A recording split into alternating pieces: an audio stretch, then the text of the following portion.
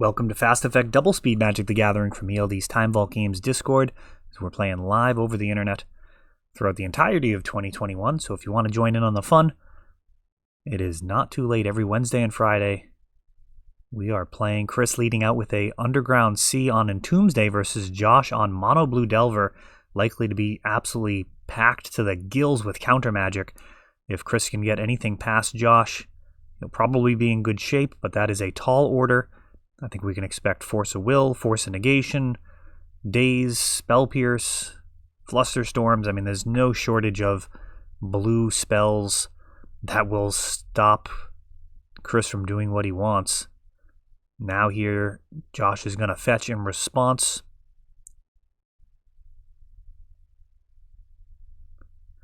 And we have a Stifle denying the second piece of mana for Chris, and Chris is able to force back.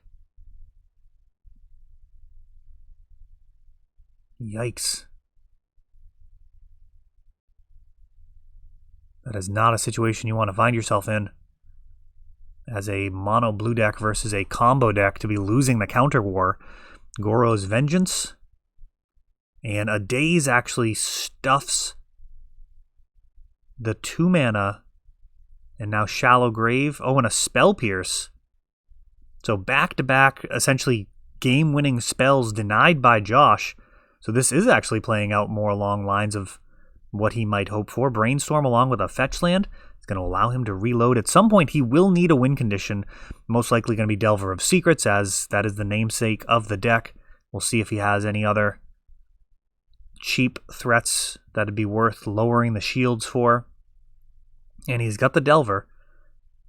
The shields are down momentarily here, and Chris has to pass the turn, and that does not bode well for him as Delver flips.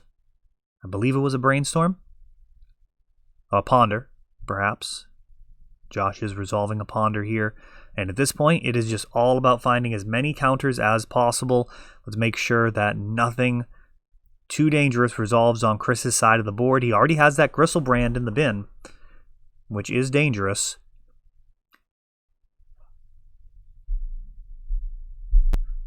Those Stormwing Entity resolving costs 2 and a blue less, thanks to that Ponder. Speeding up the clock. And scrying. But really, at this point, I mean, Josh has got plenty of damage on board. He really does need to just make sure nothing resolves, as all of this gets undone with a Gristlebrand entering the battlefield. Now, at a certain point, Gristlebrand won't have enough life to play with, and that is part of the equation as well. If Gristlebrand can't pay 7 life to draw any cards, then bringing him back will not be super relevant.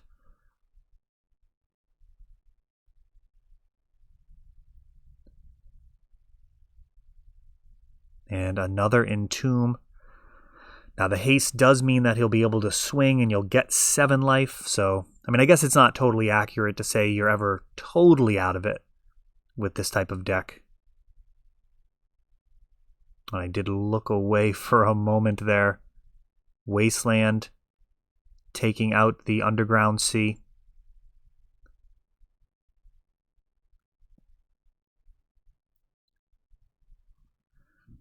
And a Ponder for Josh. Shuffles, keeping his standards high here.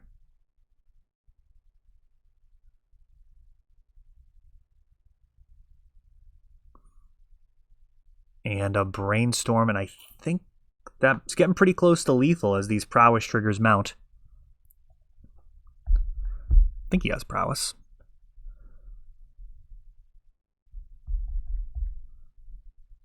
And yeah, that is actually going to be lethal. And yes, Stormwing Entity, a 3/3 with Prowess. When it enters the battlefield, you scry 2. And it's a spicy list. This one's over on MTG Top 8. We have been putting our lists over there.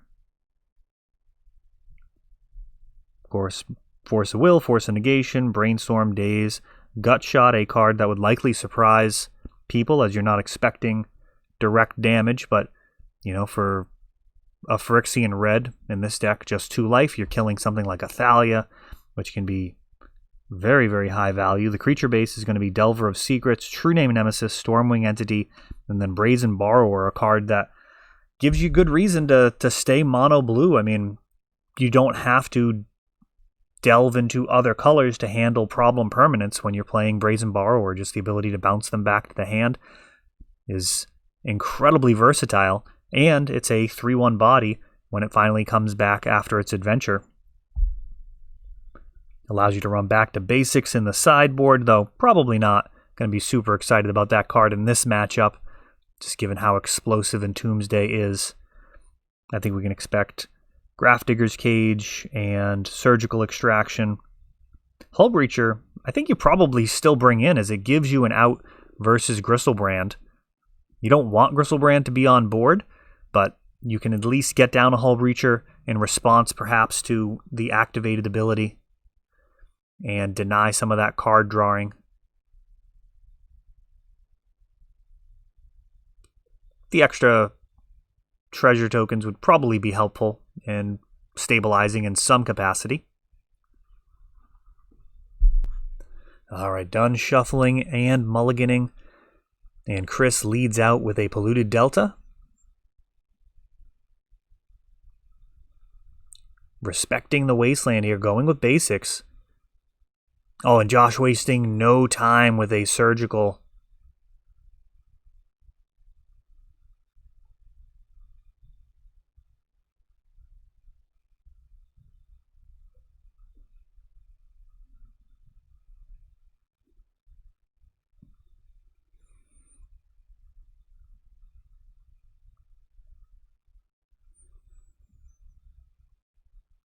Oh, I don't know if I followed what happened there. It was a Thoughtseize and responding with a Surgical to take out the Polluted Delta?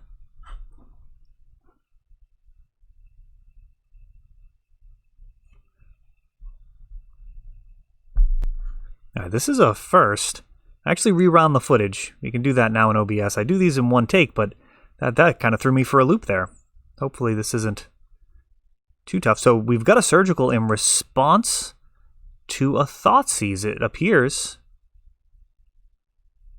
So, yeah, Polluted Delta's being stripped out, leaving a Thoughtseize on the stack.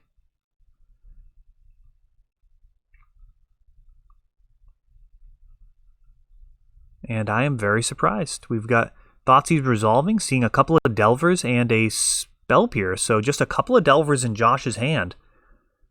That one threw me for a loop. Surgical generally would be taken by the Thoughtseize there. I don't feel like Polluted Delta could possibly be a high enough value target to make it worth losing that Spell Snare, which is a solid card in this matchup, given that you're going to be able to stop Goro's Vengeance and Shallow Grave. It's a hard counter versus their most hard-hitting spell. The actual win condition of the deck, essentially. Kicking the ball off, getting the threat on board. Now, Delver of Secrets mercifully using this Brainstorm to set up flipping and potentially really improving the rest of Josh's hand.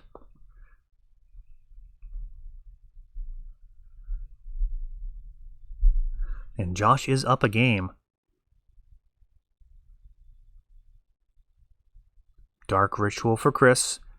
Into Shallow Grave. Grabbing Gristlebrand.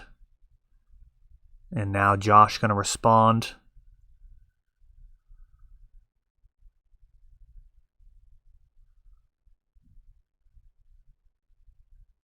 With a Stifle on this first draw 7.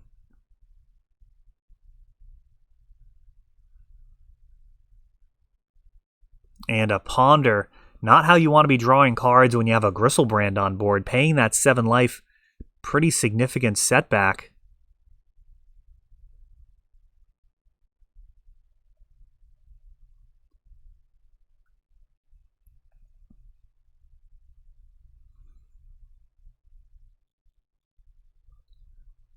We've got a Mox, Chrome Mox, also allowing for another Ponder.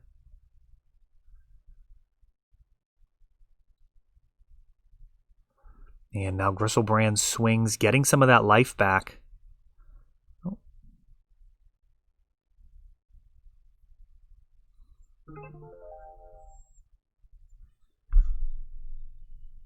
Sorry about that.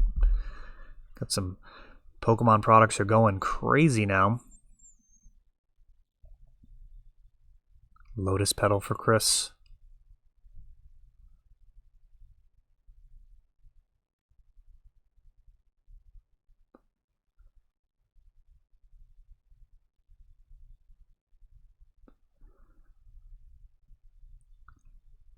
Preordain Lion's Eye Diamond.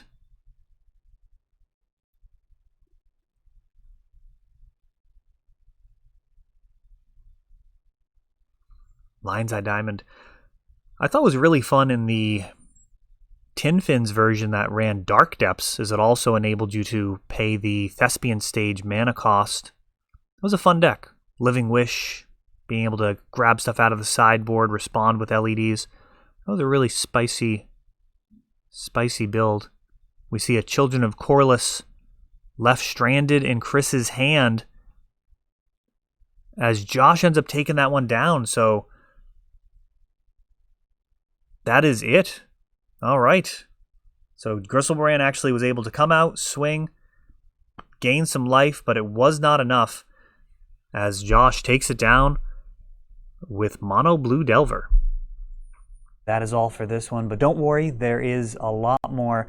You can check out our older videos, and we're always putting out new videos from ELD's Time Vault Games in Bellingham, Massachusetts. If you want to help the channel, of course, you can like, subscribe, share, tap that notification bell so you can know the next time our new videos come out. Thanks for watching.